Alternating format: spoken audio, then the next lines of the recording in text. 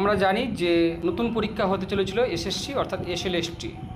সেই পরীক্ষা নিয়ে আবার হাইকোর্ট হয়। নতুন পরীক্ষা বিধি নিয়ে হাইকোর্টে প্রশ্নের মুখে পড়ে এসএসসি অর্থাৎ স্কুল সার্ভিস কমিশন।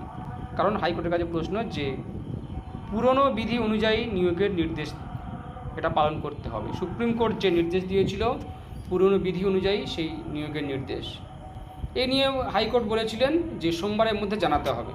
আজ সেই ঘটনার পরিপ্রেক্ষিতে একটা বিগ ব্রেকিং নিউজ ঘটে গেল, গুরুত্বপূর্ণ ঘটনা ঘটে গেল আজকের। কমিশন অর্থাৎ এসএসসি অফিসিয়াল গেজেট নোটিফিকেশনটা তুলে নিল ওয়েবসাইট থেকে। এটা big breaking news. SSC official gazette notification তুলে নিল তাদের ওয়েবসাইট থেকে। কারণ হাইকোর্টের মনে হয়েছিল যে সেখানে কিছু অসঙ্গতি রয়েছে, ভুল রয়েছে। সেই পরিপ্রেক্ষিতে এসএসসি অফিসিয়াল নোটিফিকেশান অর্থাৎ গেজেট তুলে নিল।